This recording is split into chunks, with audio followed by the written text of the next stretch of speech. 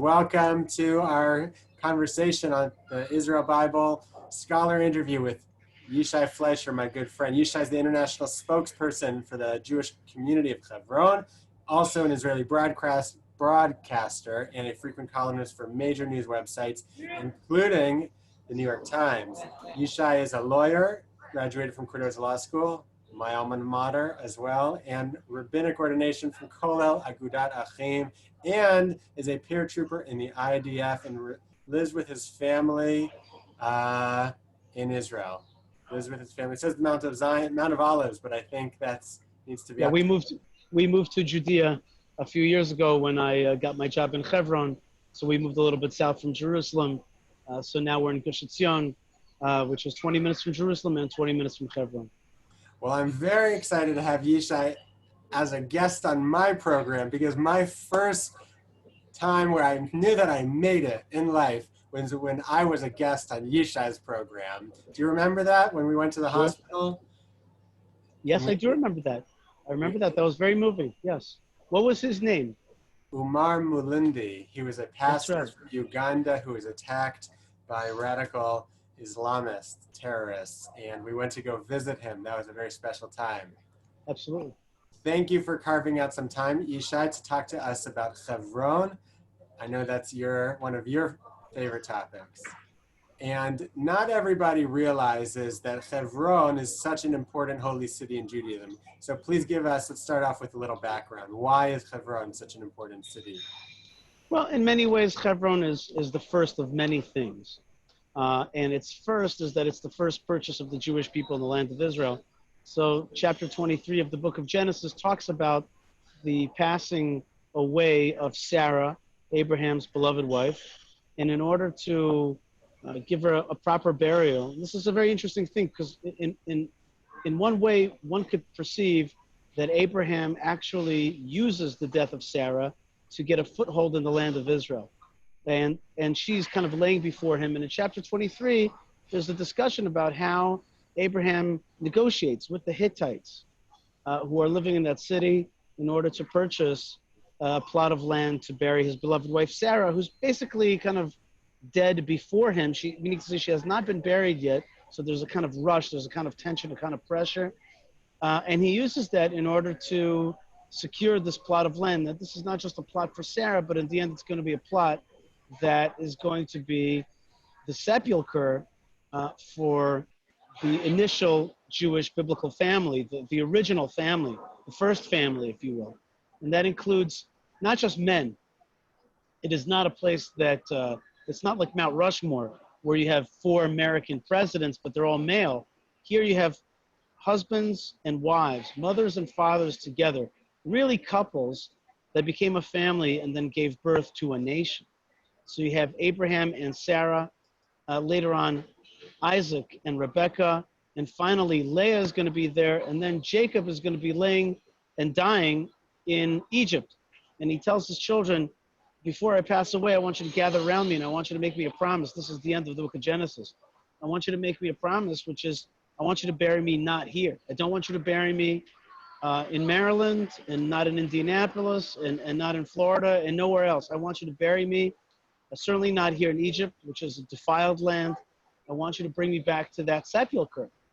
And he tells the story again of the original purchase. He talks about Abraham purchasing it from the Hittites for 400 silver weight, and that Abraham and Sarah were buried, or Sarah and Abraham.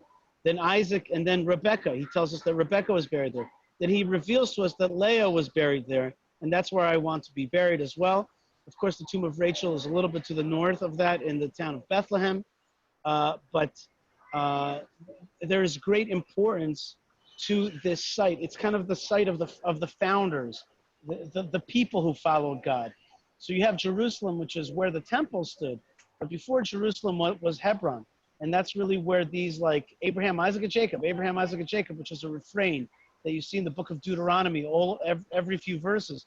I gave this land to Abraham, Isaac, and Jacob. So Hebron symbolizes that foundational family, the first purchase, and the promise that God made to these people who followed his footsteps. I think that Vice President Pence taught me a lot. when he came here to Israel, and he spoke about Abraham being our forefather in faith of these three great religions. Basically, over 4 billion people in the world believe that Abraham is buried in Hebron. But the story keeps going. Actually, if we take it one step back, the Jewish mystical doctrine, what's so-called the Kabbalah, says that Adam and Eve are buried in the tomb of the patriarchs and matriarchs in Hebron. Now, you're not going to find that in any biblical source. This is the kind of information that the Jewish people have been carrying with our knowledge of this Bible for the last 3,500 years. So that's the Medrash tells us and the Kabbalah tells us that Adam and Eve are buried there. But then what the Bible does tell us is that King David wants to start his kingdom over all of Israel. He starts it first in Hebron. He is the prince of Judea, of the tribe of Judah, and he starts his kingdom for 7.5 years in Hebron until he moves to Jerusalem for the remainder 33 years of his kingdom. So we're talking about 40 years of kingdom, but he first starts his kingdom in Hebron. And there are many more stories about Hebron and who's buried in Hebron, some in the Bible, some in the mystical stories. But Hebron has always been Judean city number 1, or later on when Jerusalem is created, number 2. But it's always the partner city. And when the Jewish people liberated Hebron from 19 years of Jordanian occupation in 1967, it was none other than Ben Gurion, who said that Hebron is going to be the sister, has always been, and will continue to be, the sister city of Jerusalem. In fact, in Jerusalem, there's a major street called Derech Hebron, the way to Hebron. Okay, so Jerusalem, this great capital, the spiritual superpower capital of this world, recognizes that her sister city is Hebron, and that's where the founders of the whole story are found. Wow, that was a great run through history. Now, the way that you described it is very beautiful, but you say that it's the resting place of the family of Abraham, Isaac, and Jacob. And obviously, when you think about a resting place or a cemetery, or even Ma'arat HaMachpelah, which is essentially a burial cave, so can you speak a little bit to, obviously Hebron is more than that. Hebron is not just a place of our history and our past. What's going on in Hebron today, and what's the future vision for Hebron? Well, Hebron's been one of the cities that has been very challenged. Before I get to the history, let me just say that the enemies of Israel seek to uproot Israel. And to uproot Israel means finding and uprooting the root.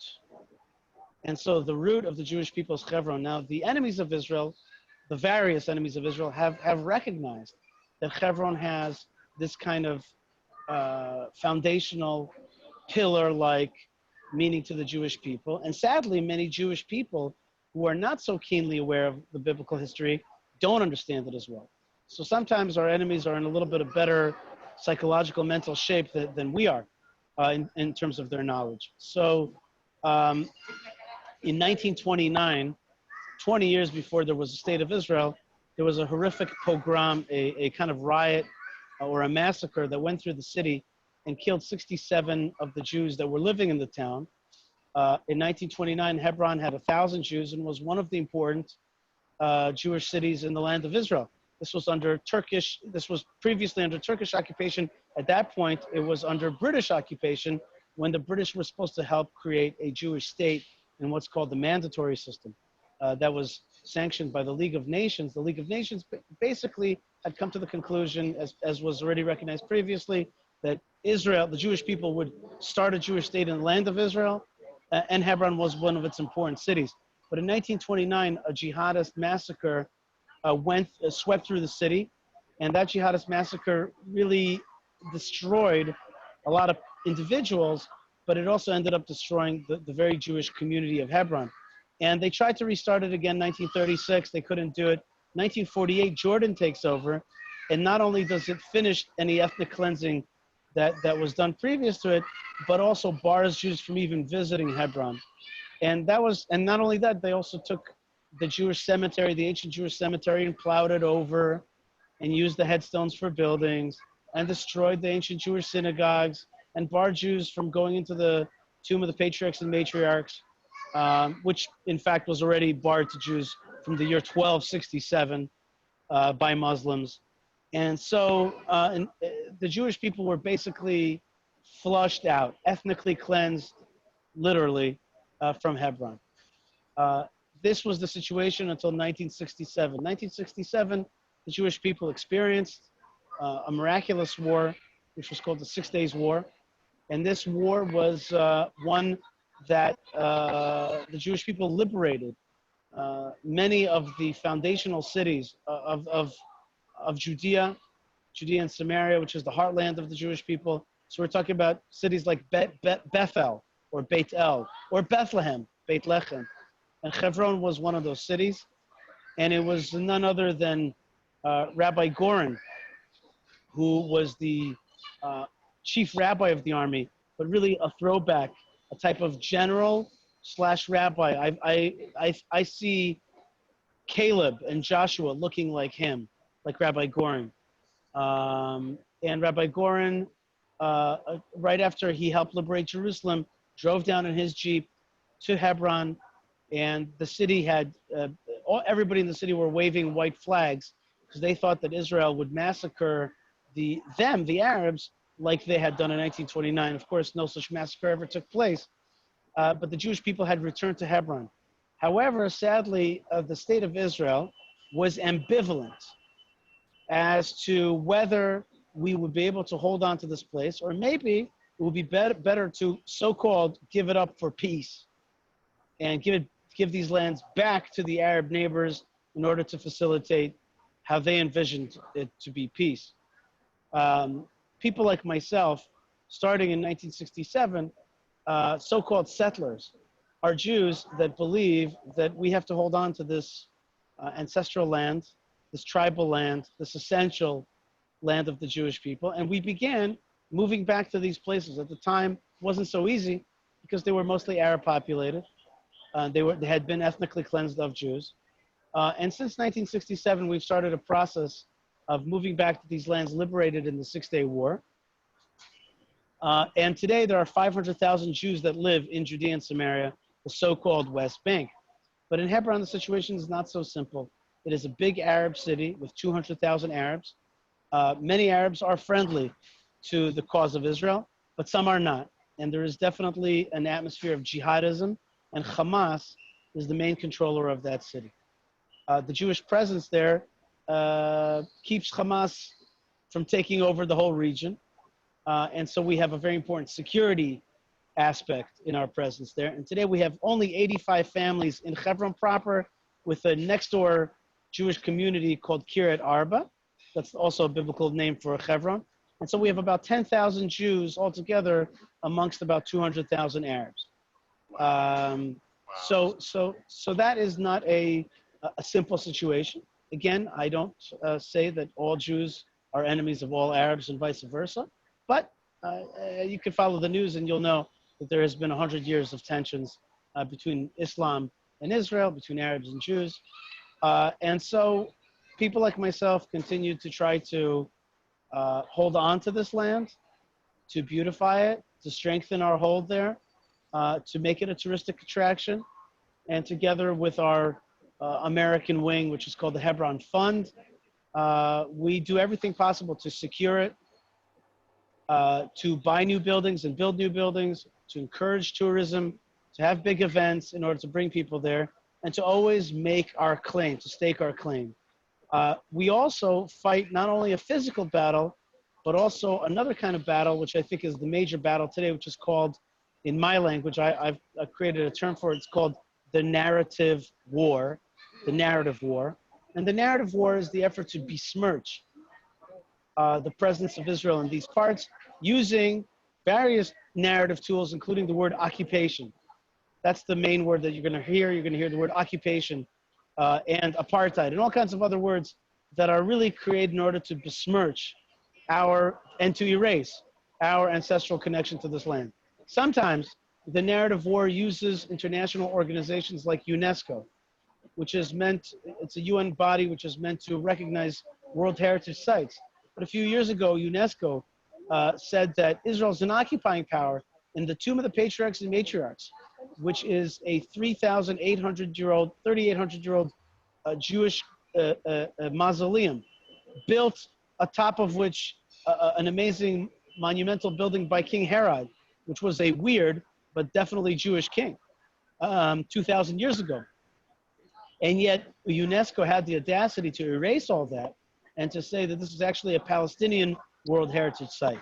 So the point of that is that with the aid of international organizations, the besmirchers try to erase Jewish history, try to actually say that the Jewish people are foreigners in the land of Israel. And if we're foreign in Hebron, which is the first purchase of the Jewish people land of Israel, where Abraham lays, if we're foreigners to this place, we are certainly foreign in Tel Aviv. And so the uprooters and the besmirchers and the narrative warriors that are trying to erase the history of Israel attack specifically Hebron a lot, and they seek to destroy our community and our historical narrative. And so the Jewish community of Hebron is at war. It's such an important point you're saying. And I want to get to the future also, so we can't forget about that. However, you know, like you said, 4 billion people in the world recognize that Abraham lays in Hebron and therefore doesn't deny, affirms, in fact, the history, the biblical history. And it's interesting because in the Torah, in Genesis 23, where Abraham wants to bury Sarah there, so Ephron offers it to him for free. And Abraham makes this whole, he takes a stance and he says, no, absolutely not. I'm not going to take it for free. And I want to pay for it. And he pays a very large amount of money. And so the Torah not only establishes the connection to Hebron, but establishes it not only from a historical perspective, but from a legal, financial deed that actually transfers upon the purchase. And so the Torah really goes out of its way to try to make our connection that much even stronger. So how ironic is it that despite the best efforts of God himself in giving us the Torah with this double connection to Hebron, here we are today where the world is denying our connection. Yeah, and that's what I was saying earlier, that the enemies of Israel are clever and sensitive, and they understand that this is the root.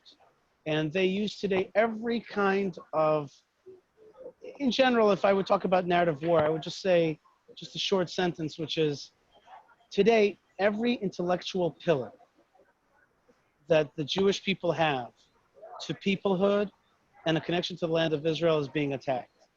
The Bible is invaluable. It's backwards. It's a forgotten document, and the archaeology is claimed by these scholars to be bad archaeology, and the history of Israel's moral fight is immoral, and every single intellectual pillar is being attacked by the enemies of Israel. And I mean every single one on a very high level.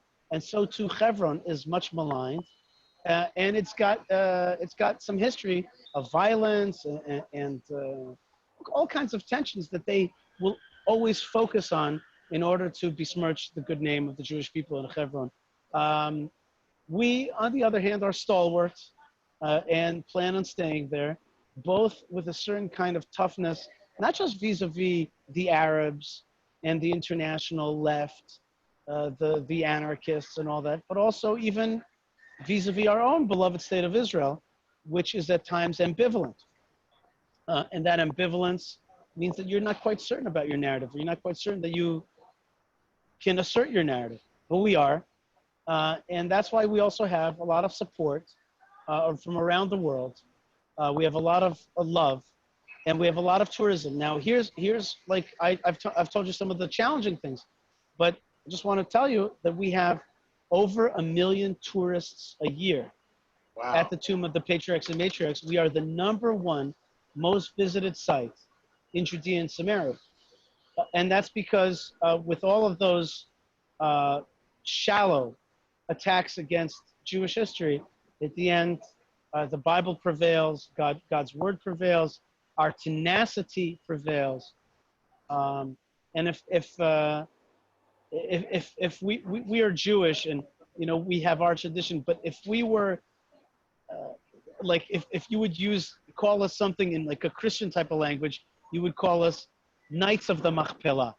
Okay, we are the protectors of the Machpelah tomb, the tomb of the patriarchs and matriarchs, and we are there, and we will just never give up our charge and our love affair with both this land, with our forefathers and mothers, and the path that they walked, which is the path of God.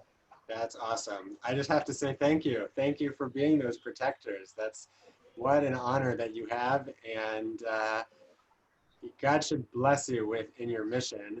And certainly, God forbid, if you weren't there, we know what would happen. So we just hope that and pray that your numbers increase and the numbers of tourism increase, and that we. Well, you tell me, what is the future? What is the future in Hebron, both from a Jewish perspective and in your current event perspective?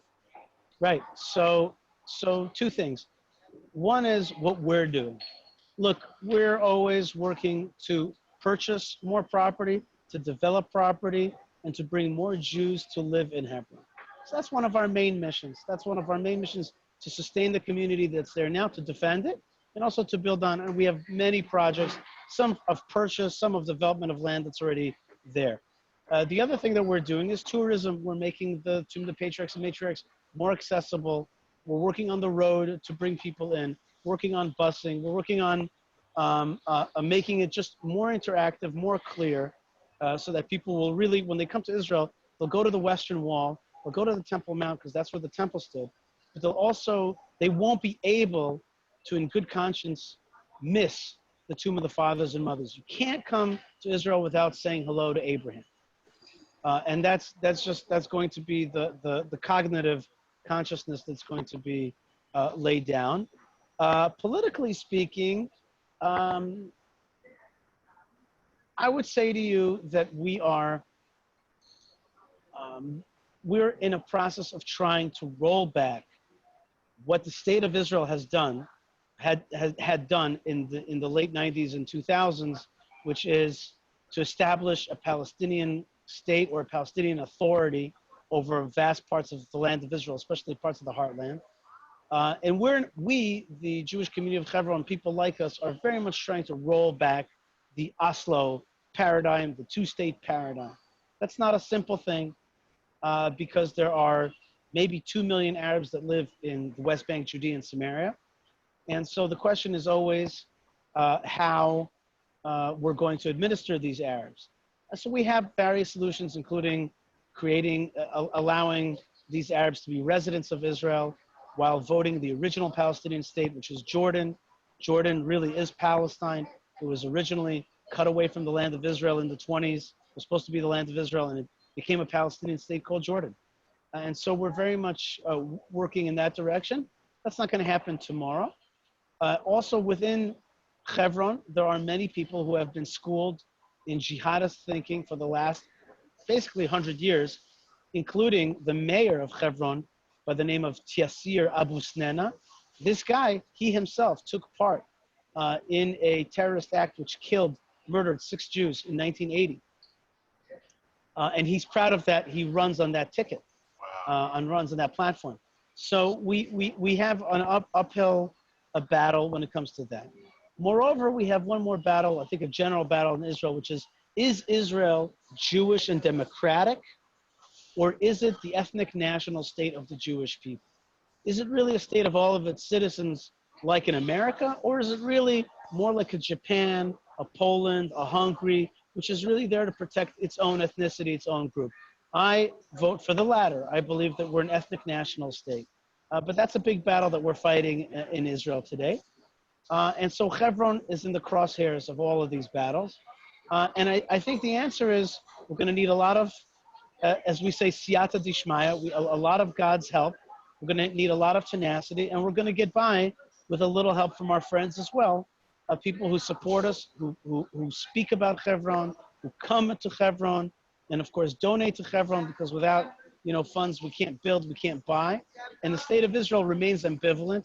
So we need all the people in the world who are not ambivalent to take part in the story.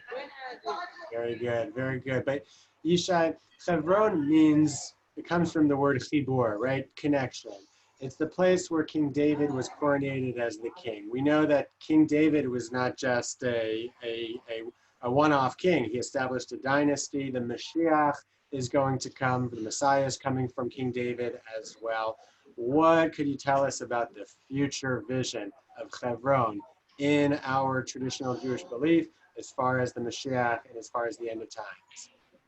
So the tomb of the patriarchs and matriarchs, we call it in Hebrew the Machpelah, the double cave, has a very, very significant role to play in the beginning of time and the end of time. If you think about it, as I've said to you before, Adam and Eve are buried there. So that means the foundation of humanity is in the tomb of the patriarchs and matriarchs.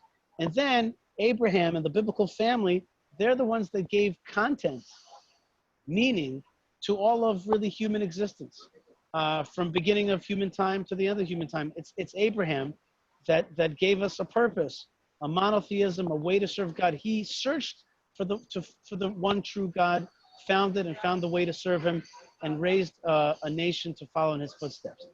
And then, as we said, King David was coronated in Hebron. We have a little joke that one of the miracles of Hebron is that all the Jewish leadership came to Hebron and coronated King David. That itself is a miracle that the Jews agreed on one thing. But if King David starts there, and we know that King David is the scion, the founder of the Davidic dynasty, which will lead to the final King David, which is from the Davidic line, that's Messiah or Mashiach, the anointed one. So you have one building, which is the foundation of humanity, to what has given content and meaning to humanity, to the destiny of humanity. It all begins and ends at the tomb of the fathers and mothers in Hebron, about this chibur, this friendship, this connection, this unity between heaven and earth, between mankind. By the way, I forgot to mention this, that when Abraham passed away, it was Isaac and Ishmael, the founder of the Jews, the next kind of forefather of the Jews, and the founder of the Arabs, who buried Abraham together. So there's something about the place which is about mothers and fathers, about Arabs and Jews, about Adam and Eve and King David, about the beginnings of times and the end of times. The root of it all comes down to Hebron. So the Jewish people were kicked out and yet magically have returned. The root has sprouted once again. And any peoples around the world that want to connect to the pathway of Abraham and to the destiny of King David will find that in Hebron. Thank you so much, Yishai. How do we learn more about Hebron? It's easy, hebronfund.org. Hebron Fund, it's easy. You could just remember Hebron Fun, because we want to keep it light, we want to keep it happy, but it's hebronfund.org. Our Facebook page is Hebron Official. And basically, there's an easy way to connect, but I want to warn everybody, I want to make you a promise that if you just search Hebron, you're also going to find a lot of lies, a lot of effort to besmirch our name. That is purposeful. That is part of the war. Just now I saw a horrific video that just came out, totally skewed, totally biased, totally unfair, totally one-sided. And that's what you're going to find as well, because that's part of the war. When you see that, let that strengthen you to learn about the truth and to share the truth about the beauty, the grandeur, the original purpose of Hebron. And of course, we do our best to fight that information war as well at hebronfund.org. Thank you, Yishai. Thank you, Tully, for all your great work. And thank you. I see right behind you the Israel Bible, which is just one of my favorite books and one of my favorite gifts. I see it behind you there. And it's an amazing piece of work that you've done. So I want to thank you for all that you've done to promote really the story of the Bible as it's playing out today in the land of Israel.